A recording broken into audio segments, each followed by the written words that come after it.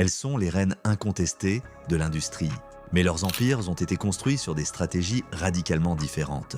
D'un côté, on a Rihanna. Comment est-elle passée de superstar de la musique à une icône de la mode, à la tête d'1 milliard de dollars? De l'autre, on a la puissance brute de Beyoncé, qui a réussi l'exploit de réunir 2,7 millions de fans pour sa seule tournée 2023. Quelle est la vraie clé du succès durable? Le génie du business ou la force du live?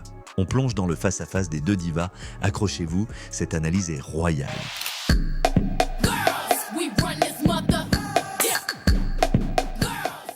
En 2023, plus de 2,7 millions de personnes à travers le monde ont assisté à la tournée Renaissance World Tour. Un chiffre hallucinant. À chaque date, c'était le même phénomène.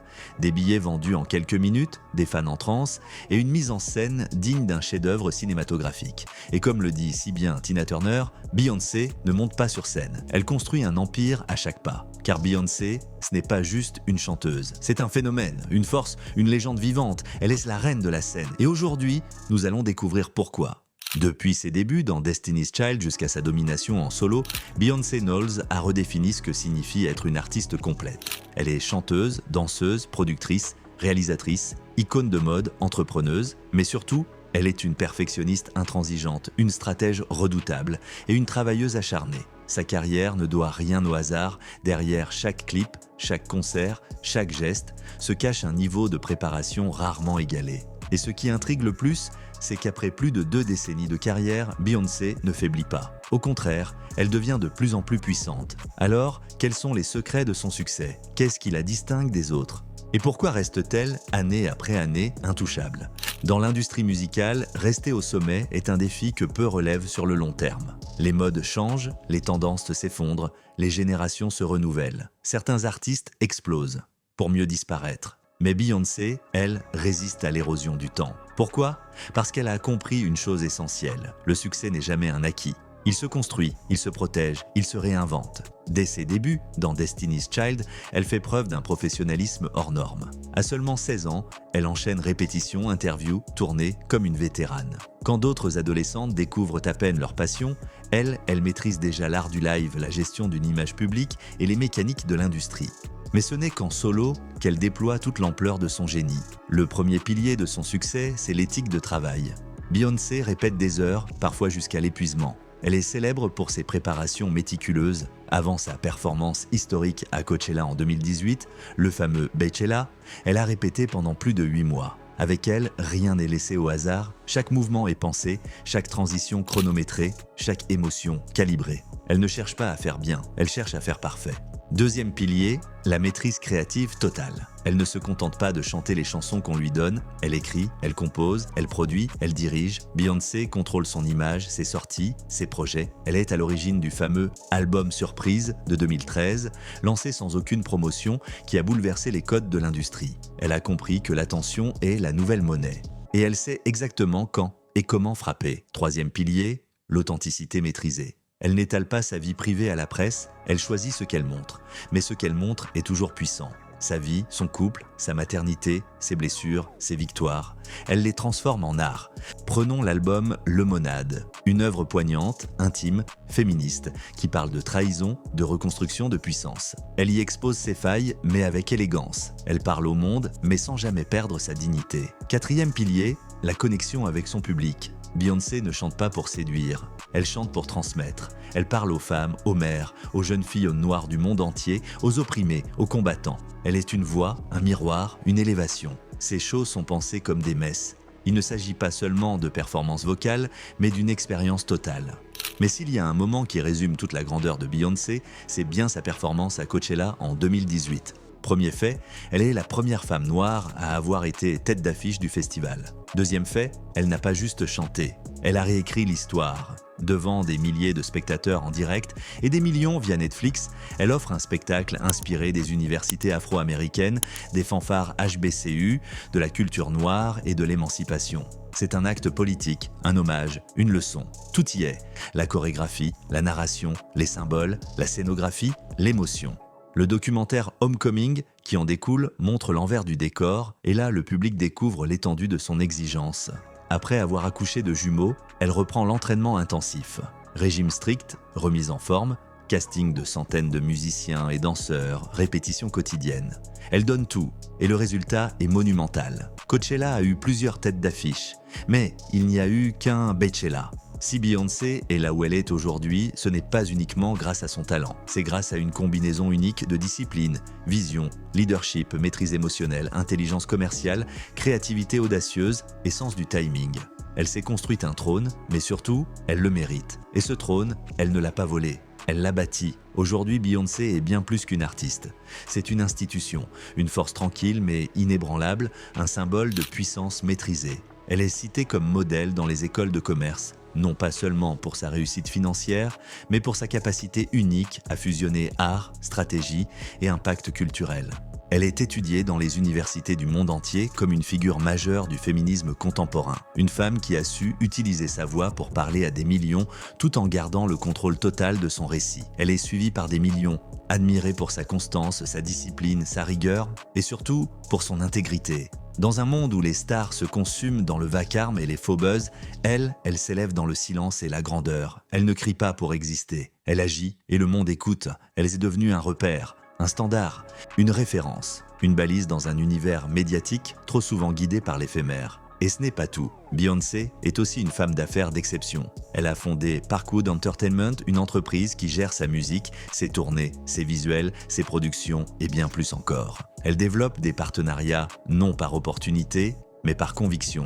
Quand elle s'associe à Adidas pour lancer Ivy Park, ce n'est pas juste une ligne de vêtements. C'est un message d'inclusion, de fierté, de corps assumés. Quand elle signe avec Netflix pour Homecoming, elle ne vend pas simplement un concert filmé. Elle livre un manifeste culturel, historique, politique. Ses deals avec Tidal, Pepsi, Disney+, chaque décision est pensée, calibrée, alignée avec sa vision.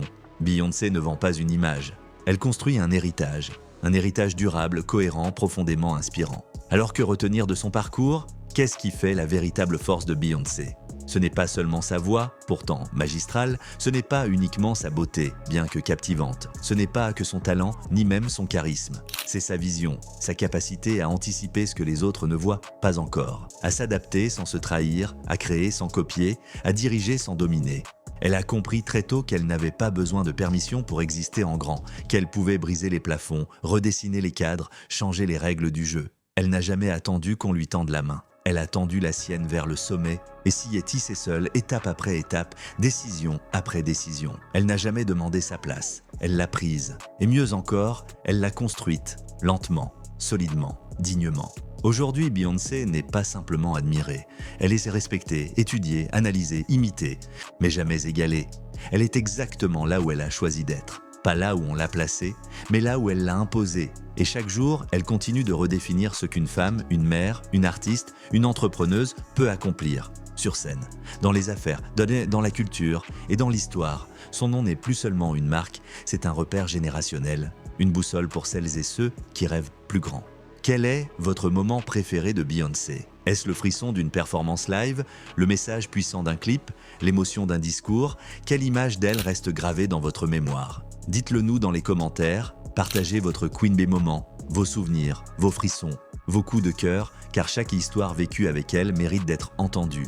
Et si vous aimez ce genre d'histoire, où les icônes révèlent les coulisses de leur succès, ne passez pas à côté de notre autre vidéo sur Rihanna et la création fulgurante de son empire Fenty.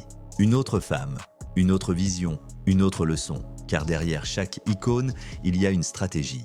Derrière chaque stratégie, un parcours à décrypter. Et derrière chaque parcours, une volonté féroce de marquer l'époque. Pas par bruit, mais par excellence.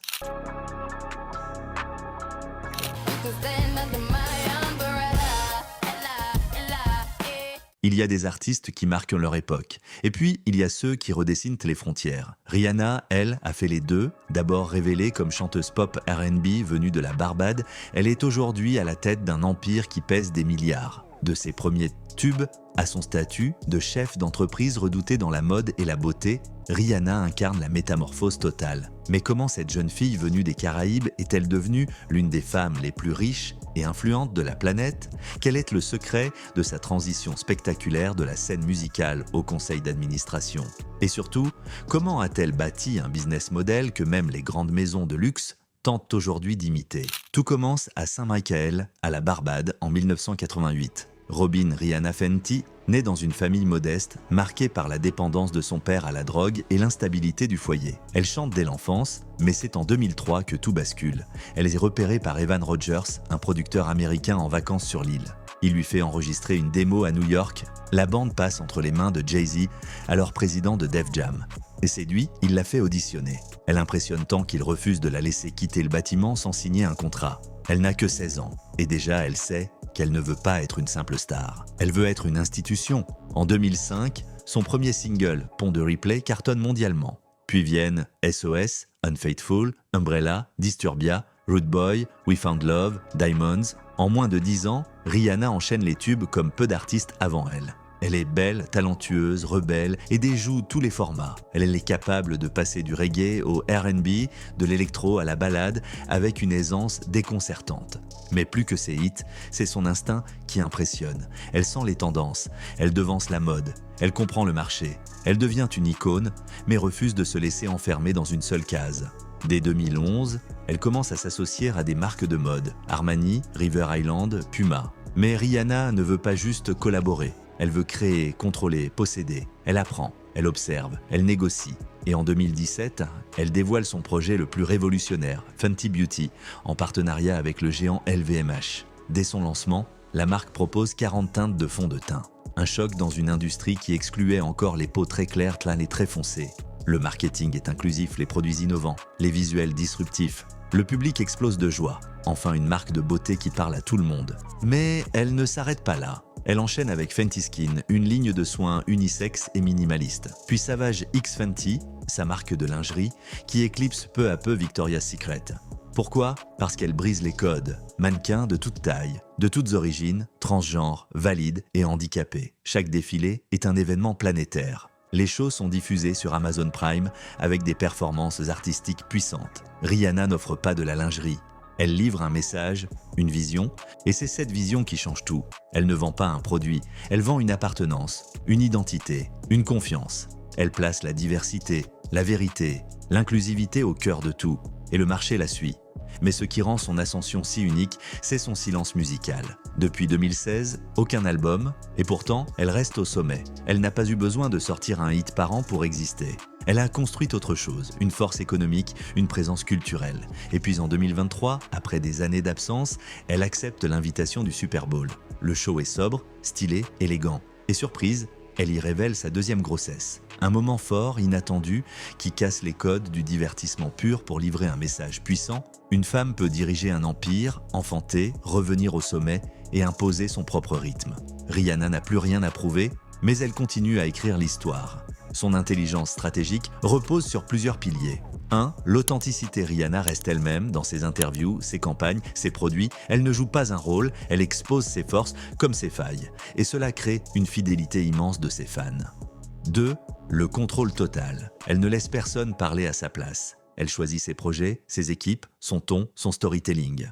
3. L'exclusivité maîtrisée. Elle sait se faire rare, elle crée l'attente. Chaque apparition devient un événement. 4. L'inclusivité comme levier économique. Elle ne fait pas de la diversité pour cocher des cases.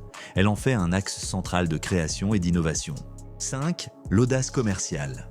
Elle entre dans des industries saturées, maquillage, lingerie, skincare, et les redéfinit de l'intérieur, sans jamais copier, toujours en créant ses propres codes. Aujourd'hui, Rihanna est plus qu'une artiste, c'est une marque, un empire, une vision stratégique portée par une femme qui n'a jamais cessé de croire en elle. Elle a transcendé l'idée même de célébrité.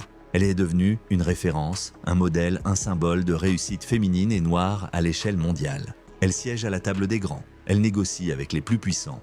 Et elle inspire des millions d'entrepreneurs à oser être différents. Mais ce qu'il faut retenir, c'est que Rihanna a osé changer de vie sans prévenir. Alors que tout le monde l'attendait en studio, elle réfléchissait à des plans d'affaires. Alors que les fans réclamaient un album, elle bâtissait un empire. Elle a pris le chemin le moins attendu et elle en a fait une autoroute. Elle n'a pas attendu l'approbation de l'industrie. Elle n'a pas attendu que quelqu'un lui dise « Vas-y, tu peux ». Elle s'est levée, elle a agi. Et surtout, elle a cru en elle quand certains doutaient, elle dessinait ses propres cartes. Quand d'autres accumulaient les hits, elle accumulait les leviers. Elle a pris des risques, de gros risques. Elle a mis sa notoriété en jeu, sa fanbase, son image, mais elle n'a jamais reculé devant l'incertitude. Parce que dans son esprit, l'échec n'était pas une option. C'était un passage possible, mais jamais une destination. Elle aurait pu se contenter d'être une superstar mondiale. Elle aurait pu capitaliser sur sa musique, ses tournées, ses publicités. Mais ce n'était pas assez parce qu'elle n'a jamais dit « je veux juste être célèbre ». Elle a toujours pensé « je veux être libre ». Libre de créer, libre de décider, libre d'élever les autres avec elle, libre de façonner le monde à son image. Et cette liberté, elle l'a gagnée. Pas en criant plus fort, pas en forçant les projecteurs, mais en bâtissant, pierre après pierre, un empire solide. Un empire réfléchi, inclusif, cohérent, fidèle à ses valeurs. Pas un empire éphémère qui brille un instant avant de s'écrouler. Non, un empire d'impact. Un empire qui inspire, un empire qui dure. Parce que Rihanna ne vend pas des produits, elle vend un message. Elle ne fait pas que suivre la culture, elle la redéfinit. Elle ne court pas après la tendance, elle est la tendance. Alors maintenant, c'est à vous. Quel est votre bien, quel est votre moment préféré de Rihanna? Est-ce un morceau inoubliable comme Demons ou We Found Love? Est-ce un clip marquant? Une apparition qui vous a retourné? Un défilé Savage X Fenty qui vous a bluffé? Une campagne, un regard, une citation, une prise de position? Partagez votre moment Rihanna en commentaire. L'histoire de Rihanna est une leçon de branding et de diversification. Elle a transformé son statut d'icône musicale en une fortune, mode et beauté inattaquable. Celle de Beyoncé, c'est l'incarnation de la puissance scénique et d'un fandom inébranlable, capable de mobiliser des millions de personnes. Deux chemins, deux réussites colossales. Laquelle des deux stratégies est la plus inspirante pour vous? Laissez votre avis. Êtes-vous Team Rihanna, Business, ou Team Beyoncé, Live? Et pour votre accès VIP au tapis rouge, abonnez-vous à la chaîne.